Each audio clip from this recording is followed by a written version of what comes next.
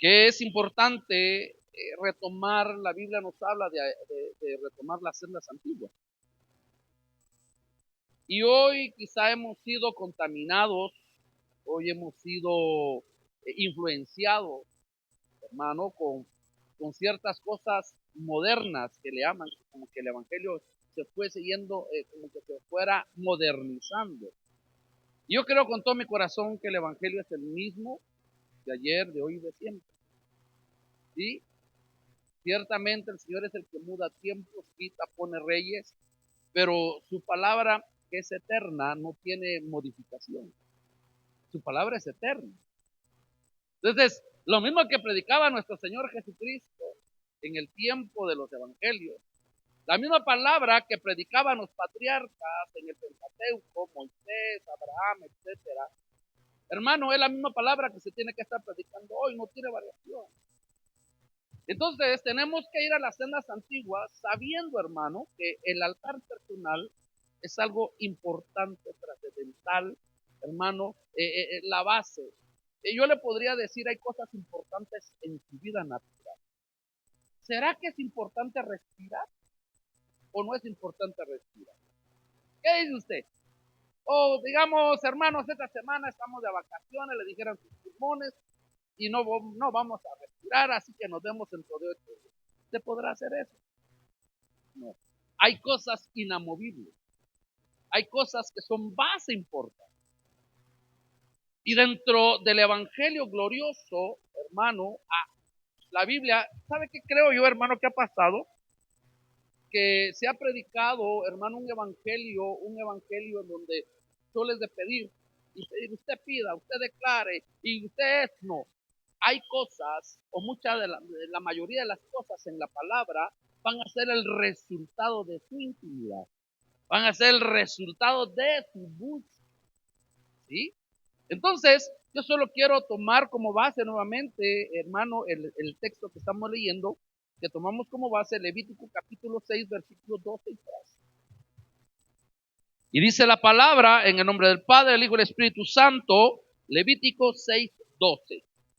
Y el fuego encendido sobre el altar no se apagará, sino que el sacerdote pondrá en el leña cada mañana, ¿sí? Y acomodará el holocausto sobre él y quemará sobre él la grosura de los sacrificios de paz. El fuego arderá continuamente. ¿En dónde? En el altar. No se apagará. ¿Se acuerda usted que hace muchos años cantábamos? En el altar de Dios, en el altar de Dios, el fuego está encendido. En el altar de Dios, nadie lo podrá apagar. Nadie lo podrá apagar, porque el fuego del Señor en mi corazón está. Hermano, hay un fuego que tiene que ser constante en nuestra vida. Oramos para pedir al Señor misericordia en esta mañana y vamos a decirle, Padre, en esta mañana te damos gracias por tu amor, por tu misericordia, por tus favores. Gracias, Señor, porque al estar en esta mañana, en este lugar, nada más podemos hablar de tu misericordia, de tu favor, Señor. Por favor, hoy pedimos que tu Espíritu Santo venga y limpie los ambientes, quita toda dureza de corazón, quita incredulidad, Señor amado, quita toda altivez de pensamiento en el nombre de Jesús, porque sabemos, Señor amado, que tu palabra es poderosa, capaz de derribar, de transformar, de bendecir, de exhortar, Señor.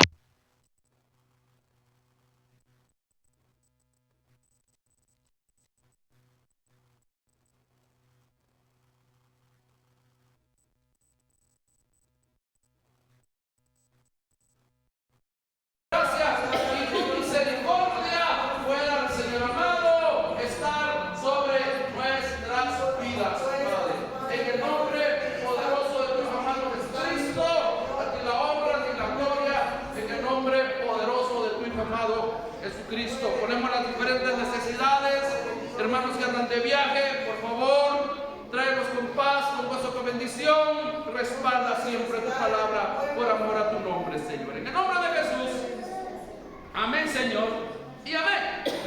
Hemos estado hablando y estudiando un poquito, hermanos, sobre la identidad del sacerdocio. Usted sabe que usted tiene un llamamiento.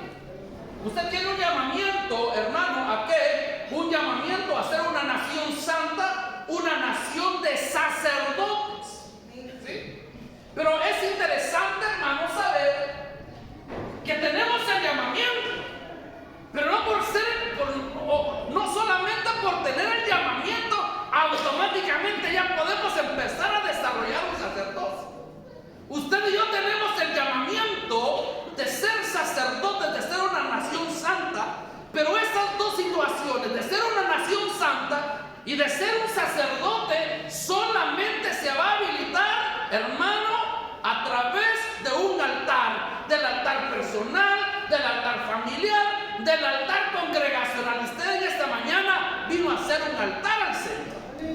Entonces, estuvimos estudiando hace 8 días, hermano, que vivimos en una sociedad, en un tiempo donde hay actividades muchas veces sin presencia, servicios sin altar, ministerios sin intimidad, hermano, y estuvimos hablando que es un altar personal. Hace 8 días hablábamos que era un punto de encuentro con Dios, habla de consagración, habla de entrega, habla de comunión, habla de sacrificio, hermano, habla que el altar personal, oiga, es la vida diaria de comunión con Dios. Eso es el altar. Estuvimos hablando un poquito sobre Abraham, hermano, hablamos sobre el sacerdocio efectivo, comienza en los secretos, ¿sí? Es interesante, hermano amado, que el sacerdocio no empieza aquí en el altar. El sacerdocio empieza en casa, en lo íntimo, en lo secreto, amén. Y por eso hablábamos que la autoridad del altar privado sostiene un ministerio en lo público. Entonces, hermano, estuvimos viendo eso. Hablamos un poquito de Moisés, que antes de sacar al pueblo, Dios lo tuvo que llevar al desierto. Antes de tener autoridad, tuvo al altar. Antes de ser llamado, tuvo primeramente presencia. Entonces, hermano, hoy voy a hablar un poquito, hasta donde el Señor nos permita. Mire, esta fue la luz. Tenemos problema ahora con la luz, ¿verdad? Ya vino el nuevo transformador, dice, pero no sé qué están haciendo con el transformador, pero que Dios nos dé capacidad también y sabiduría, ¿verdad, hermano? A veces uno habla solo porque uno no sabe tan bien, ¿verdad, hermano? Y uno puede decir, sí, que no sé qué, pero uno no sabe realmente qué está pasando. Pero que el Señor que les dé gracia. Hoy quiero hablar un poquito, hermano, sobre el altar. Hay un resultado del altar. Y el altar nos produce una identidad sacerdotal. Y es algo que yo se lo quiero dejar en su corazón, hermano amado, de que el altar va a venir. Si usted va a empezar a tener altar y usted propone en su corazón empezar a levantar un altar, entonces esto significa, hermano, que va a haber una identidad. Váyase conmigo, hermano, a 1 de Pedro capítulo 2, es un texto muy conocido. 1 de Pedro capítulo 2, versículo 9. Y empieza aquí, hermano, a ver si nosotros vamos a ejercer el altar, si nosotros vamos a ejercitarnos en el altar personal. Nosotros vamos a tener entonces una identidad sacerdotal, porque esto, lo que vamos a leer, es la identidad suya. Y dice la Escritura, mas vosotros sois, ¿qué sois? ¿Qué son ustedes? Dice linaje, en primer lugar es un linaje, una simiente, ¿sí? Un linaje escogido. Hablo en 1 de Pedro, capítulo 2, versículo 9. Mas vosotros sois, mire, linaje escogido, que son real sacerdocio. No es nada más un sacerdocio, es un real sacerdocio. Hay una categoría que es sacerdotal. Y una nación santa, pueblo adquirido por Dios para que anuncie las virtudes de aquel que os llamó de las tinieblas a la luz admirable. Entonces, si usted se da cuenta, hay un llamado. Si usted se da cuenta, hay una razón. Si el Señor murió en la cruz del Calvario, hermano amado, no es simple y sencillamente para perdonar nuestros pecados, sino para darnos una identidad. Porque, ¿qué podríamos pensar o hacer, hermano, si el Señor viene, muere en la cruz del Calvario solo para perdonar pecados? Entonces significaría que nosotros seguiríamos pecando y pecando, mi intención y que ahí está la sangre. No, Él viene, perdona nuestros pecados y dice, yo te voy a dar una identidad. Yo te voy a dar un plan, yo te voy a dar un propósito. Y el propósito es que tú tienes una identidad. Tienes que parecerte, tienes que ser semejante a un real sacerdocio, porque nuestro Señor es el sumo sacerdote. Entonces, es interesante que usted en su casita puede leer Éxodo 19:6. Yo me voy a hacer un pueblo santo. Van a ser ustedes una nación que se van a apartar para mí. Lo mismo dice Deuteronomio 7:6. Pero mire qué interesante, porque hoy vamos a ver que hay un llamado para su vida, hay un llamado para mi vida de ser sacerdote. Pero si nosotros no aprendemos a tener el altar personal, si no aprendemos a tener altar en nuestra vida, mire hermano, cuando el pueblo de Israel se olvidaba del altar, cuando el pueblo de Israel no tenía altar, mire, fácilmente los enemigos los derrotaban. ¿Sí o no? ¿Qué dice usted? ¿Sí o no? Amén. Pero cuando el pueblo de Dios, hermano, el pueblo de Israel empezaba a hacer sus altares, su altar al Señor en la mañana y en la tarde, y empezaba a tener un punto de encuentro, empezaba a tener, hermano, esa necesidad de adorarle, esa necesidad de buscarle. Cuando el pueblo se proponía en su corazón y empezaba a consagrarse, empezaba, hermano, a hacer lo que el Señor le agradaba, no había enemigo en la tierra, hermano, que pudiera hacerle frente. Amén. Era tan poderoso el pueblo de Israel que el Señor se les aparecía y le decía, mañana vas a ir a pelear contra fulano y sultano, pero yo te voy a decir, ya los entregué en la palma de tu mano. Ni siquiera habían salido a la guerra y ya podían empezar a celebrar la victoria, porque el Señor estaba agradado de ese pueblo. Entonces es interesante. Yo lo que le quiero dejar en estos días que vamos a estar estudiando esto, yo lo que le quiero dejar en su corazón es que usted y yo podamos entender lo importante que es tener altar, porque hay que aprender a ejercer el sacerdocio. ¿Sí? Hablábamos hace 8 días, a ver, los casados, decíamos, levanta la mano los casados. No hay casados, hombres casados, aquí no hay casados. Levanten los que tengan pareja, aunque sea dispareja. Usted es sacerdote. ¿Usted es sacerdote o no es sacerdote usted? Es sacerdote en su casa. Tenemos que levantar altar porque tenemos una responsabilidad de una esposa y de una hija, de una esposa y de hijos. ¿Sí o no? Hermana amada, usted tiene que tener, hermano, ¿cómo va a pretender usted tener sabiduría para poder engendrar a sus hijos en el reino de Dios? Dice la palabra, y la mujer se salvará engendrando hijos.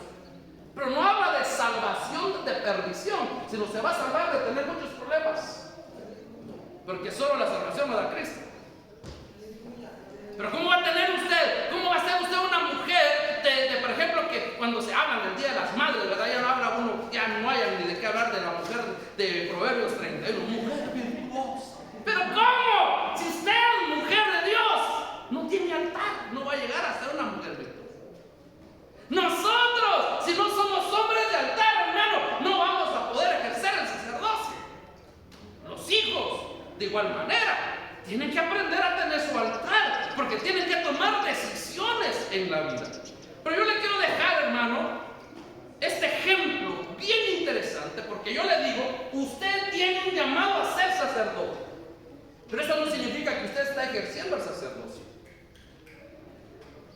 O si usted ya no, yo soy sacerdote, yo tengo un llamado y yo lo voy a hacer y yo lo hago, pero si no tenemos altar, es algo que no está siendo direccionado por el Señor. Y hoy vamos a estudiar la vida de un sacerdote que el Señor levantó, que lo pusieron desde el vientre de su mamá y sabían que era un hombre especial, que iba a ser un sacerdote, pero que en el transcurso de su vida desde niño tuvo que aprender a escuchar. Amén. Tuvo que aprender a ejercer, tuvo que aprender a tener intimidad primero antes de salir al pueblo y dar la palabra. Y yo le quiero hablar en esta mañana de Samuelito. ¿Cuántos se acuerdan de Samuelito. Váyase conmigo a 1 Samuel capítulo 3.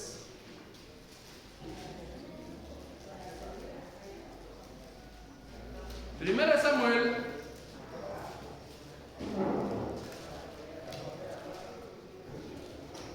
Samuel capítulo 3, versículo 19.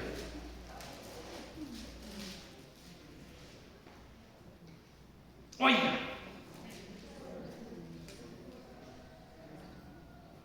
y Samuel creció. Oiga, ¿y Samuel qué? Creció. Y Jehová estaba con él. Cuando él crecía, ¿quién estaba con él? Estaba el Señor. Y no dejó caer a tierra ninguna de sus palabras. Miren que es interesante, usted sabe, hemos hablado mucho sobre Ana, hemos estudiado cómo, hermano, el Señor tuvo que liberarla, tuvo que hacer muchas cosas en la vida de Ana, porque había un propósito de Dios, porque iban a mandar a Samuel. Y ustedes saben, hermano, que resulta esperando bebé Ana y le ponen Samuel. Y ella le dijo, si me das un varón, ese varón va a ser tú. Y mire, hermano, así lo hizo. Lo fue a entregar. Yo estaba revisando un poquito, hermano, por ejemplo, el capítulo 2. 2:18. Oiga, ¿qué dice 2:18?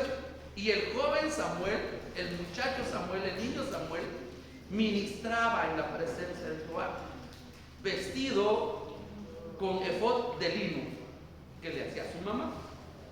En el versículo capítulo 3 dice, y el joven Samuel ministraba a Jehová en presencia de Elí, y la palabra de Jehová escaseaba en aquellos días, no había visión con frecuencia. Es interesante, hermanos, si vamos a estudiar personajes de la Biblia que fueron sacerdotes que impactaron al pueblo de Israel, no podemos, hermano, dejar de hablar de Samuel. Un hombre, hermano, que el Señor lo usó poderosamente. Él fue enviado a la tierra con el propósito de ser sacerdote. Amén. ¿Creen ustedes eso? Pero, hermano, es interesante cómo viene y lo van a dejar, hermano, ¿a dónde? Al templo. Y desde pequeño empieza a ministrar al Señor. Empieza un proceso de aprendizaje. Samuel aprendió primero a estar en la presencia de Dios y después, hermano, empezó a ejercer el sacerdocio. Nosotros queremos venir, hermano, muchas veces, orar y que se sane la gente, que sea liberada la gente, hermano, y queremos hacer muchas cosas que están bien, eso no hay ningún problema. El tema es que nosotros solo queremos hacer esto, pero se nos ha olvidado hacer lo principal, se nos ha olvidado la esencia, se nos ha olvidado que primero es estar en la presencia del Señor, primero hay que aprender. Por eso me llama la atención como dice que Samuel no dejaba caer una sola palabra a la tierra. ¿Cuánta palabra escucharía? ¿Cuánta palabra, hermano, estaría lleno sus oídos, lleno su mente, lleno su corazón? Hermano, entonces, si ya se dio cuenta, antes de empezar a ejercer el sacerdocio, este hombre comenzó con un altar. Y hermano, este hombre nos habla de señales, porque fíjese que yo estaba revisando 4 veces le habló el Señor. Pero ya se dio cuenta que en la primera está en el capítulo 3:3 de 1 Samuel 3:3. Samuel estaba durmiendo en el templo de Jehová. Miren dónde dormía Samuel. En el templo, donde estaba el arca de Dios. ¿Dónde dormiremos nosotros, hermano? ¿Tendremos arca pegadito o no tendremos arca? Estamos hablando que el arca significa o tipifica la presencia de Dios. ¿Cerca de qué dormiremos nosotros realmente? Nosotros hacemos y deshacemos muchas cosas, ¿verdad, hermano? Pero si nosotros nos ponemos a pensar ¿qué realmente tenemos a la par de nuestra cama? Y no estoy hablando solo de objetos, sino espiritualmente.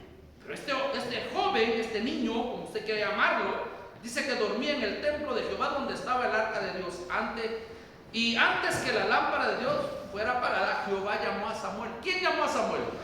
El Señor. Y le respondió, heme aquí. Samuel, heme aquí, dijo él, pero no sabía quién me estaba diciendo heme aquí.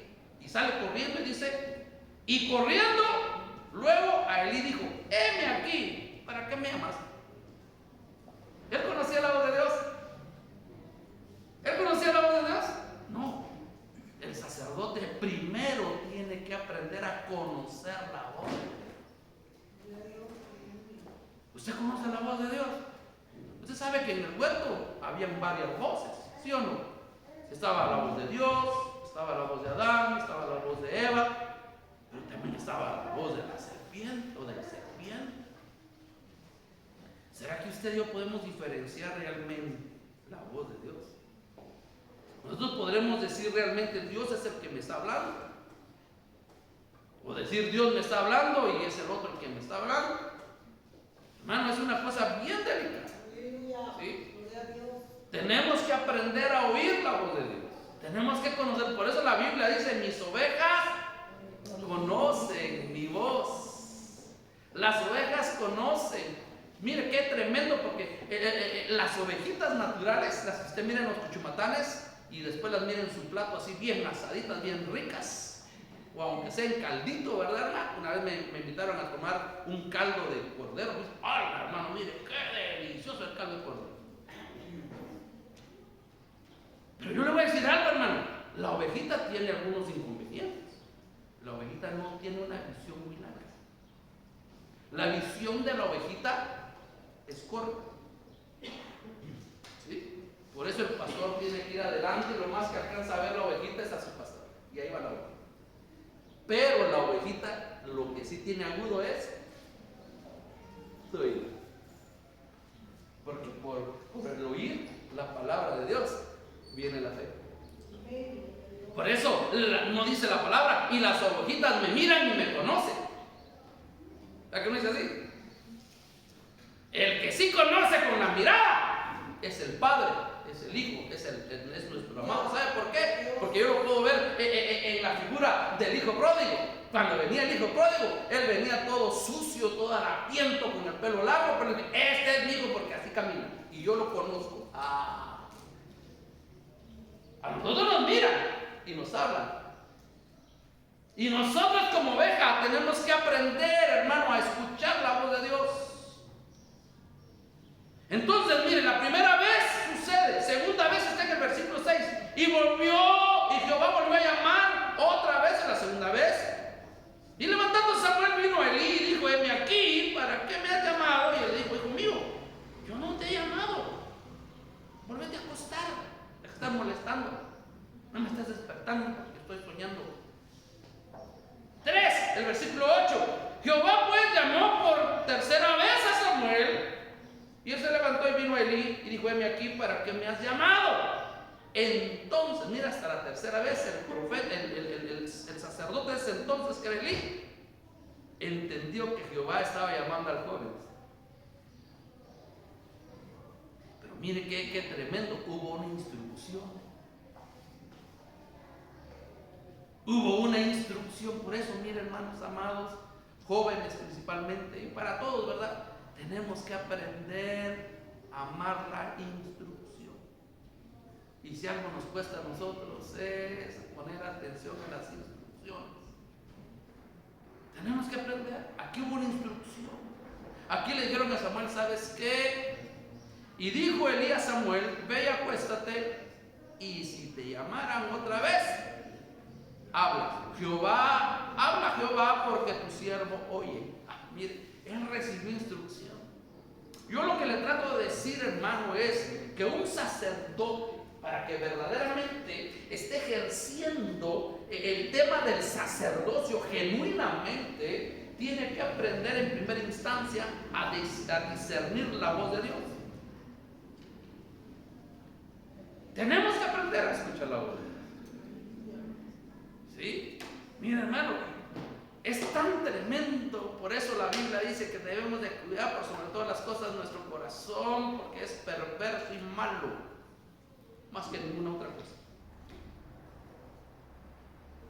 Hermano, hay gente que dice Dios me habló y le dicen puras sandeces, cosas, hermano, perdone por la palabra que voy a usar, pero cosas estúpidas. Y ellos dicen que es Dios quien está hablando. Entonces, ¿por qué, hermano, hay tanto error hoy? ¿Por qué la iglesia se está debilitando? ¿Por qué la iglesia se está acomodando? ¿Por qué la iglesia no está avanzando? ¿Por qué la iglesia no está impactando? Es simple y sencillamente porque no tenemos altar.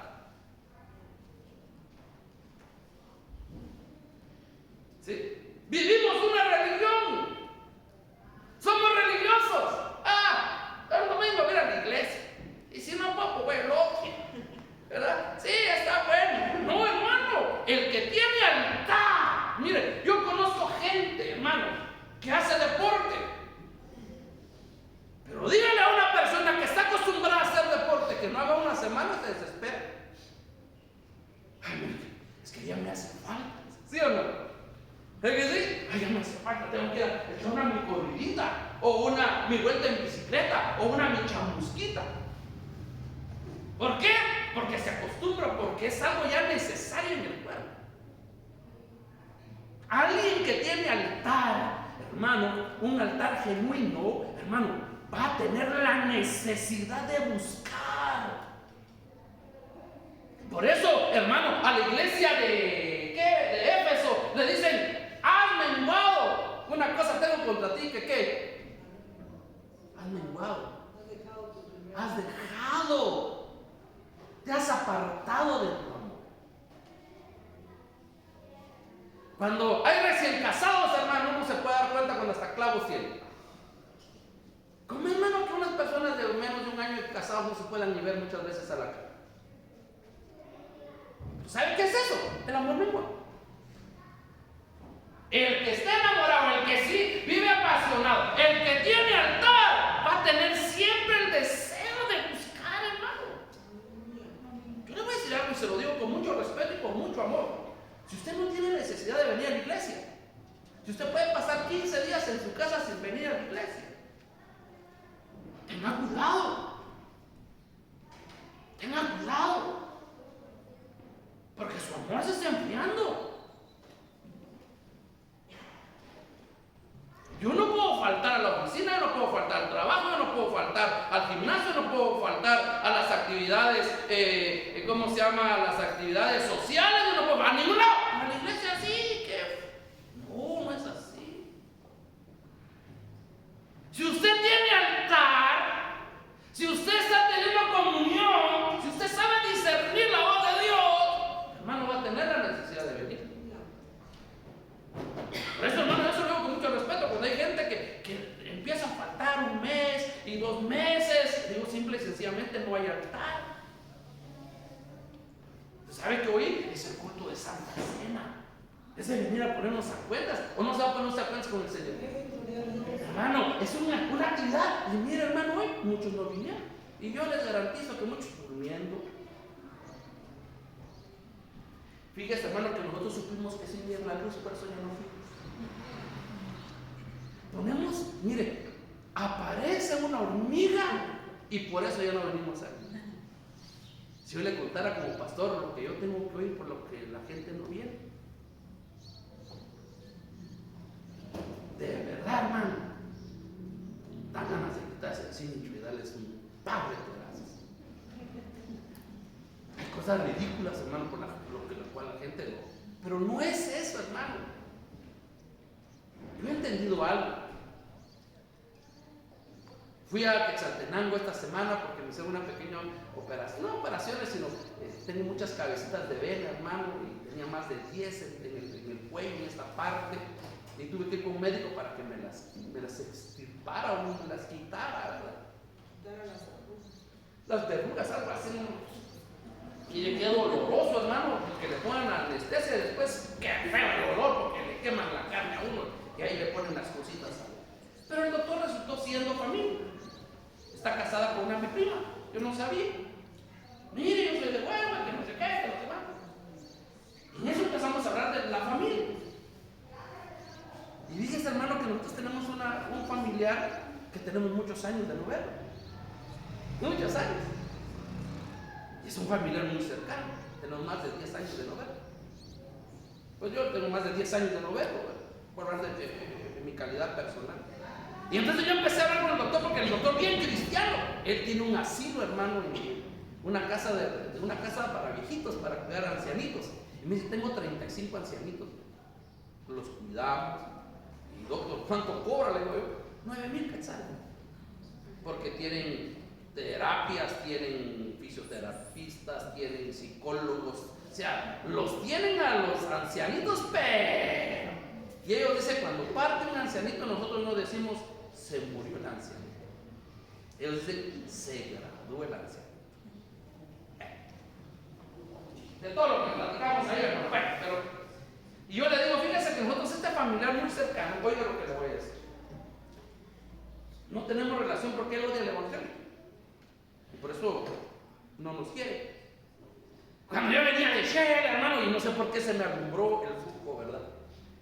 Y decía, realmente mi familiar no me querrá. No, ¿será que este familiar, porque yo soy cristiano, no me quiere? Entonces llegué a una conclusión.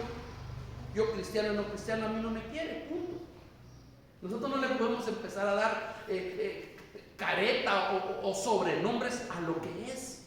Aleluya. Si yo no busco es porque no quiero tener intimidad y no quiero estar cerca del Señor, y punto. No por el papá, no por la mamá, por el esposo, por los hijos, por el negocio. Ay, es que fíjese, hermano, que me queda lejos. Ay, porque no tengo dinero. Ay, hermano, es que fíjese. No, es que no tenemos el amor.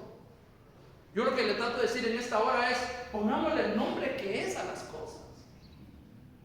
¿Sí? Mira, yo escucho decir, y se lo voy a decir con mucho amor. Tengo 5 años de no ver a personas en un discipulado en la iglesia. Y digo, un día los voy a poner a predicar de verdad, porque deben de conocer mucho la palabra. No necesitan ser discipulados. Hay mucha gente que no los he visto un viernes en la iglesia. ¿Por qué? Es que el trabajo, es que el nene. No, dejémonos de cuentos. Simple y sencillamente no queremos estar cerca de Dios. No tenemos a Dios en nuestro corazón. Corremos por las amistades, corremos por el trabajo, corremos por aquí, corremos por allá.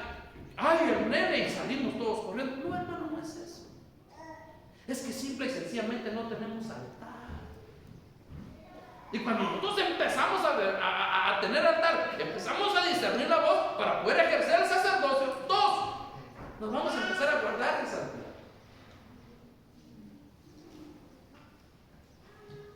Me gustaría saber cómo es usted en su trabajo, fíjese, hermano. ¿Qué hace en el trabajo? ¿Cómo se comporta en el trabajo?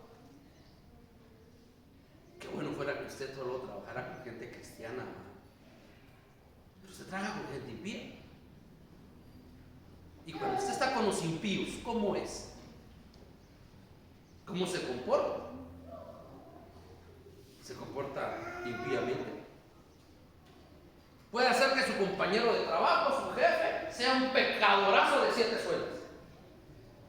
Y usted puede decir, mi jefe, mi compañero es un pecadorazo de 7 sueldos, pero yo soy de 8 sueldos, legal. No puede ser eso. Si ellos tienen costumbres, si ellos tienen situaciones del mundo, déjelo. Sea usted diferente. ¿Será que vale la pena que a uno lo persigan por la razón verdadera del evangelio? No, yo no voy a participar de lo que ustedes están haciendo, de lo que ustedes practican, de lo que ustedes miran, de lo que ustedes están haciendo. A mí no me llaman para eso. Yo vengo a trabajar, yo vengo a hacer esto. ¿Se le van a voltear? ¿Qué? Están contando chistes colorados y chistes de doble sentido y hasta de 4 sentidos. Y usted es el primero que se empieza a reír. ¿Qué hace usted cuando pasa eso? ¿Qué hacemos?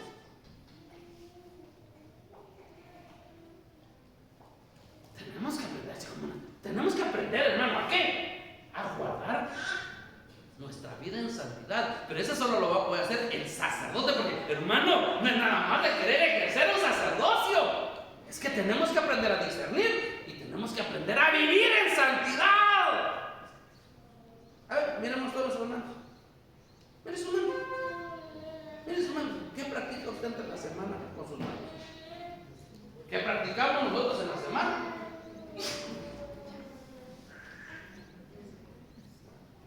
¿Qué practica usted en la semana? No. ¿Se acuerda usted cuando a los niños se les enseñaba antes? Cuidadito mis manitas al tocar. Cuidadito mis manitas al tocar. Porque Dios ahí está y todo mirará. Cuidadito mis manitas al tocar. Y cuidaditos mis ojitos al mirar. Cuidaditos mis oídos al escuchar, algo así. Hermano, ¿qué hace usted con sus manos? ¿Qué hace usted con sus ojos? ¿Qué hacemos nosotros con las manos? ¿Qué hacemos nosotros con los pies? Nosotros somos como aquellos que dice el Romanos o Proverbios, que dice que sus pies los usan para correr tras el pecado. Tenemos, hermano, es que fíjese, hermano, es que somos llamados a ser una nación santa. Si usted quiere vivir de la misma manera, perdónenme, está perdiendo su tiempo en esta iglesia. Tenemos que aprender, hermano, a vivir en santidad. Tenemos que aprender a tener estabilidad. El que tiene altar tiene estabilidad espiritual. Yo creo que es uno de los temas que nos cuesta muchas veces a nosotros ser estables, ¿verdad? ¿Sabe cómo es nuestra vida? Como la luz. Se va, se viene. Y así la luz, así pareciera nuestra vida, ¿verdad? Tenemos que aprender a tener una estabilidad en nuestra vida. Y mire, yo anotaba aquí, tenemos que aprender a caminar con dirección. ¿Hacia dónde usted está caminando? El que está estudiando empieza a caminar con una dirección. Dice, yo voy a llegar al 5º año, yo voy a llegar a tal año, yo me voy a graduar. Ese es el camino que están siguiendo, ¿sí o no? Hay una dirección, ¿sí o no? Ahora, espiritualmente, ¿qué dirección tiene usted? Hermano, la religión no nos va a salvar. La religión no nos salva. Perdónenme. La religión no nos va a salvar.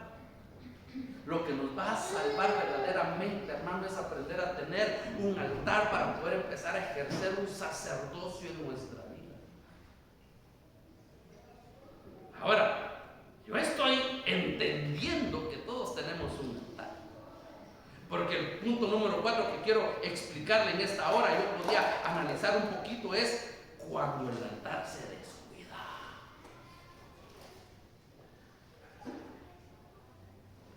Entonces, cuando el altar se descuida, el sacerdocio se debilita. Y cuando algo se debilita, es fácil atacar, ¿sí o no? Cuando algo, mire hermano, cuando nuestras defensas bajan, tan fácil es que una gripita sencilla se convierta en algo más difícil, ¿sí o no?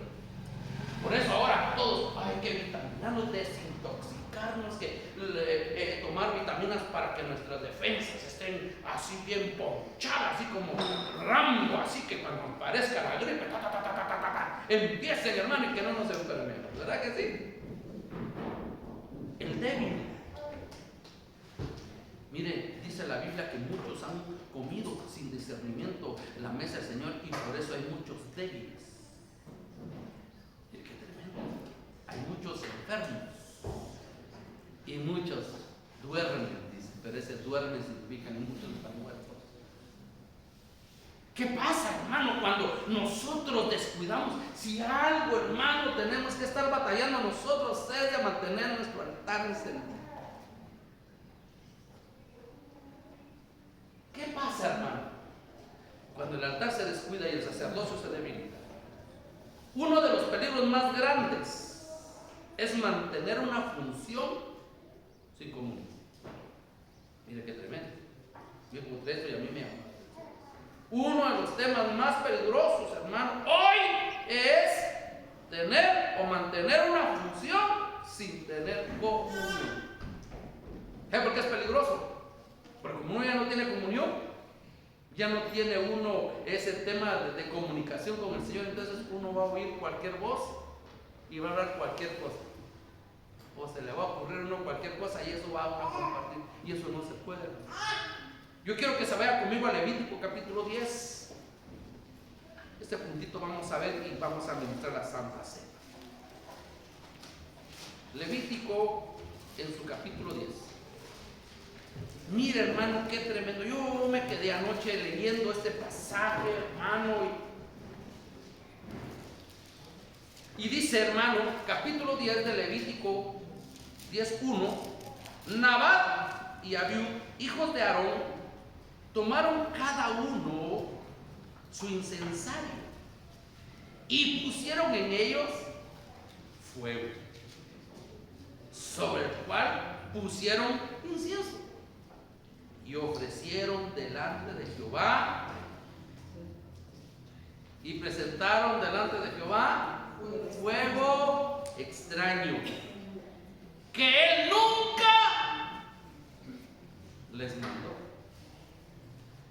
Mira, hermano, qué tremendo. Por eso tenemos que aprender a tener altar. ¿Sabe por qué, hermano? Porque podemos empezar a hacer cosas que él nunca nos ha mandado hacer, y que sean solo los deseos de Chepita, decía un hermano.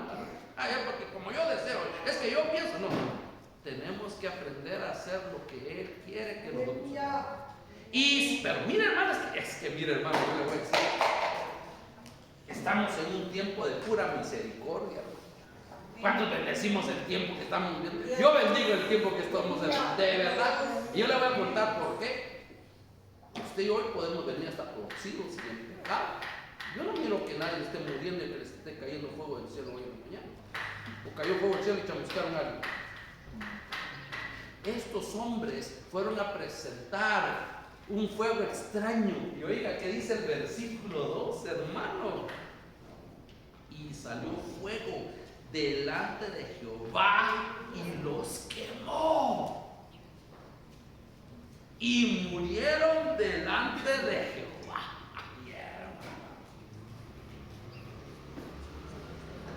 Mire qué tremendo, hermano. Que haya salido fuego, hermano, desde el cielo, y que haya descendido y que haya venido a quemar a 2 hombres. Y eso es lo que a mí me llama la atención. Por eso, hermano, usted y yo debemos estar agradecidos, porque hoy está la misericordia. Pero como todo es un equilibrio, todo es un equilibrio en el Señor, ¿sí o no? Dice la Biblia, al que más se le da,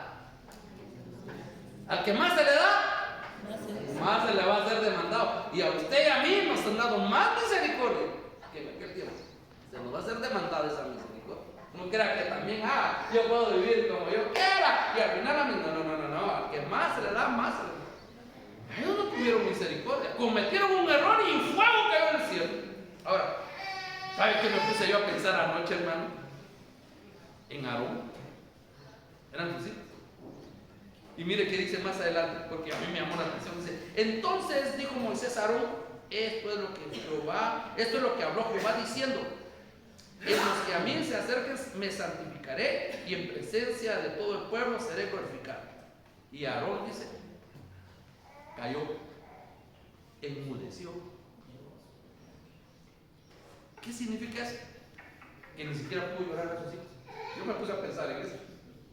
Esto fue lo que el Señor dijo, y que el que iba a cometer errores iba a pagar con su vida. Y eso dice que me imagino, déjeme pensar, no eran sus hijos. Solo se cayó, dice, hizo su ley.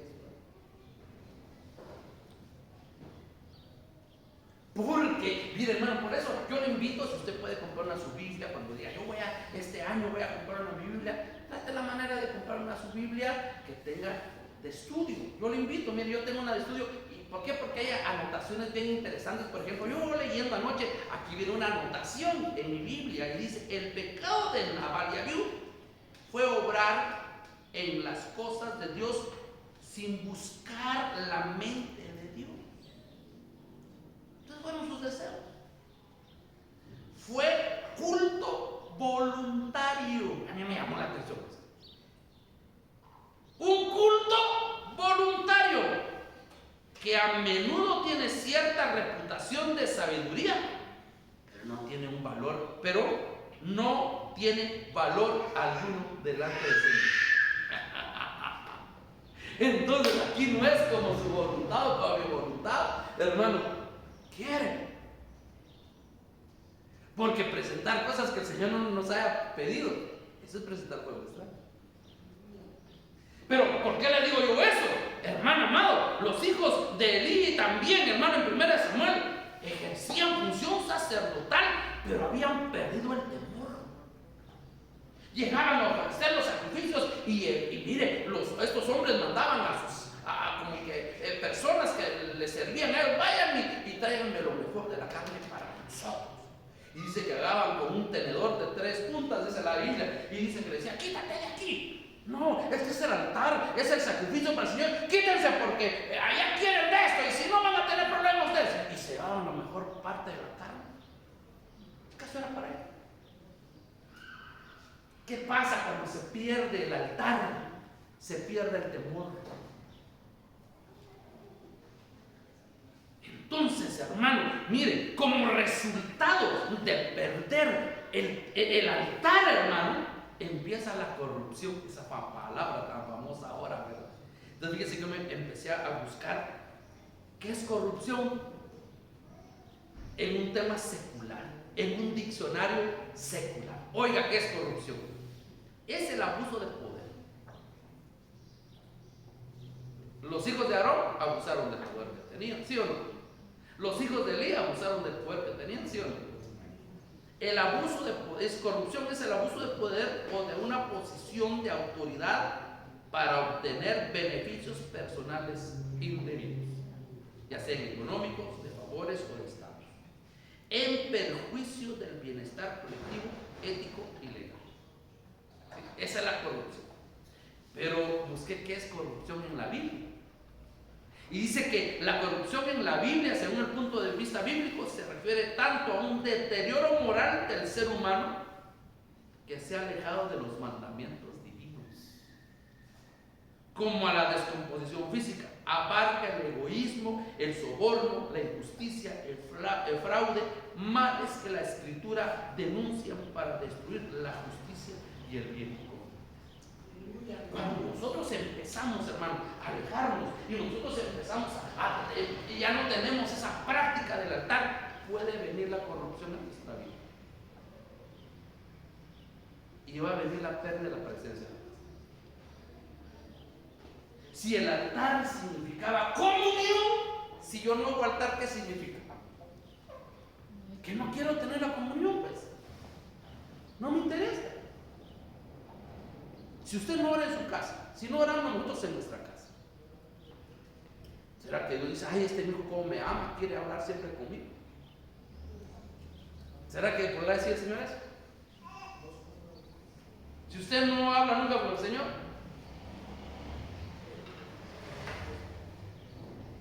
entonces, hermano, cuando perdemos el altar hay ausencia de Dios. Y mire, tan fácil. Yo le voy a decir algo. Yo iba a ir con el dentista, tengo mi problema en una muela, se me está cayendo un relleno y no he podido con el dentista.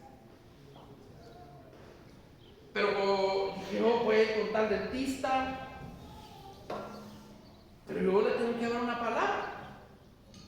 Porque mire, hermano, el hombre es tan mentiroso, todos los hombres, nuestro corazón es tan mentiroso, que todos decimos estar bien, pero no estamos bien. Entonces yo dije, ¿cómo decirle a esta persona que está mal? ¿Por qué no va a decir que está bien? Entonces el Señor me habló, fíjate, muéstrale tus dientes y dile lo siguiente: ¿verdad, doctor, que yo me cuido extremadamente bien y ando nítido en mis dientes?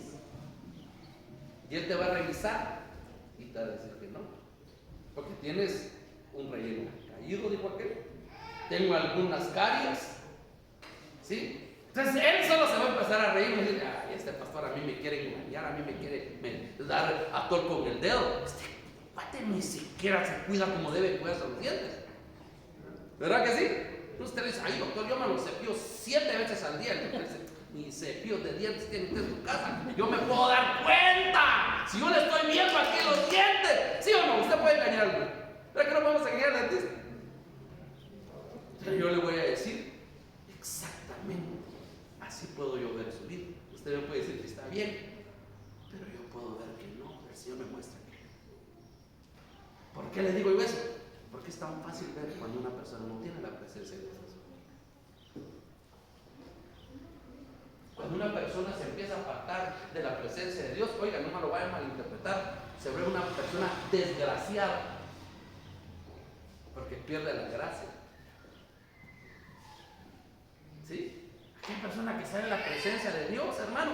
Mire, puede ser, como sea el hermano, pero tiene una gracia, hermano. Yo no sé qué tiene este hermano, pero ¡ay, qué calidad! Pero se acerca a usted a una persona que está cero de presencia, cero de altar, hermano, usted va a ver una persona vacía. Usted va a ver una persona sin gracia. Y eso es lo que nosotros, porque hay pérdida de presencia de Dios, hermano. ¿Sí? ¿Qué es lo que a nosotros nos da el feeling, como dicen por ahí? Es la presencia de Dios. Amén. Si alguna vez le dice, ay, cómo me cae bien, no es usted. Es lo que usted tiene adentro. Porque usted, aunque usted no se pueda dar cuenta, nosotros transmitimos paz, porque hay alguien que es la vida que adentro de nuestro corazón. Y hermano, empezamos a perder el juicio espiritual. Ya no somos buenos dando un dictamen. Perdemos el juicio. Por eso la Biblia, hermano, en el Antiguo Testamento nos habla, y ustedes tienen prohibido de tomar sidra, ustedes tienen prohibido tomar vinos. ¿Por qué? Hermano, porque podían confundir lo impuro con lo puro, lo santo con el pecado. Pero aquel que está, hermano amado, metido con el Señor, que tiene altar, hermano amado, va a poder discernir. El altar abandonado, y termino con esto, hermanos, el altar abandonado produce ministerios vacíos. El altar abandonado produce vidas vacías. ¿Sí? Si algo puede llenar nuestra vida, hermano amado, es la presencia del Dios. El Señor viene y hace a Adán y a Eva y les dice, yo voy a hacer al hombre porque quiero estar cerca. Mire, no todas las tardes bajaba el Señor a hablar con Adán, pues. ¿Así dice la Biblia o yo estoy mal? ¿Qué dice la Biblia? Todas las tardes bajaba Jehová a hablar con Adán. Adán, ¿dónde estás? Aquí estoy, Señor. ¿Y qué estás haciendo? Aquí estoy cortando manzanas. Y pues se trabó uno y le dijo, no, verdad, no tenemos la manzana. Así se le llama poner la manzana de edad. ¿Sí? ¿Por qué hizo, hermano amado, al hombre? Cuando Dios hace algo en su creación es porque quiere tener comunión. Hermano, ¿para qué dio él a su hijo? Pregunto, ¿para qué dio él a su hijo? Solo para perdonarnos nuestros pecados. No, él dio a su hijo porque nos iban a perdonar nuestros pecados y nos iban a dar la reconciliación para que hoy usted y yo pudiéramos entrar a su altar, pudiéramos entrar a su trono, ¿sí? Y pudiéramos tener comunión. Eso es, hermano. Ese es el evangelio. Comunión. Y usted se casa con alguien para tener comunión, ¿o no? O se casa con alguien y le habla cada 8 días. O se casa usted con alguien y llega cada mes a su casa. ¿A qué no? Es para tener comunión. ¿Para qué mandaron al Hijo? Para perdonar nuestros pecados. Para que pudiéramos ser reconciliados y hoy pudiéramos tener comunión con ¿quién? Con papá. Nuestro Dios es un Dios de comunión. Y para que nosotros podamos tener esa comunión, necesitamos la sangre de Cristo que perdona nuestros pecados. Necesitamos, hermano, esa sangre que viene, nos limpia de todo pecado, que nos ha reconciliado y que nos ha enseñado y que nos está hablando de la identidad como sacerdotes. Porque usted ya le perdonaron sus pecados y ya lo reconciliaron, pero si no aprendemos a ser sacerdotes, no podemos tener comunión. Porque vamos a ser como las otras 11 tribus. Eran la tribu de Benjamín, la tribu de Dan, todas esas tribus. ¿Eran pueblo de Dios? ¿Eran pueblo de Dios? ¿Eran de Israel? ¿Pertenecían? Pero ellos ministraban al Señor, ellos tenían comunión con Dios. Solo podían tener comunión los sacerdotes. Si usted y yo no tenemos hoy la identidad de sacerdotes, podemos estar reconciliados, podemos estar perdonados de nuestros pecados, pero si no tenemos comunión, no nos van a llevar. ¿Sí? Vamos a ser del grupo de los salvos y quizá heredemos la tierra y aquí, pero vas a recordar, ay Señor, ya estaba el premio mayor. Hoy tenemos que aprender a tener la identidad de sacerdote. Aquí me voy a quedar. Dentro de 8 días vamos a ver el altar personal produce un sacerdocio efectivo y vamos a hablar de algunos ejemplos sacerdotales efectivos que nacieron y que fueron instituidos en el altar. Vamos a hablar de Daniel, de Ana, de Jesús y vamos a hablar de muchas cosas, hermano, para que usted y yo podamos hoy aprender que tenemos la necesidad de tener la identidad de sacerdotes. Hermano, ¿cree usted esta palabra? Necesitamos tener comunión con el Señor. Necesitamos tener altar. Que pudiéramos nosotros tomar las cosas buenas y empezar a tener un altar en nuestra casa. Mire, si no tenemos altar, nos van a aparecer Goliaths. Si no tenemos altar, van a aparecer, hermanos, los de Jai. ¿Y sabe usted qué es Jai? Basura, ruinas, pasado. Si usted y yo no tenemos altar, el pasado nos va a hacer pedazos. Si usted y yo no tenemos altar, van a venir el pasado, las ruinas y nos van a hacer pedazos y no nos van a dejar avanzar y madurar en ese. Va a aparecer Jericó. Si no tenemos altar, van a aparecer los de Jericó. Jericó habla, hermano, del orgullo.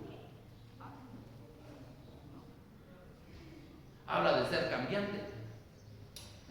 Y allá aparecen los 33 o 31, 33 reyes con los cuales peleó el pueblo de Israel en la tierra prometida. ¿Sí? Pero a todos venció cuando tenía altar.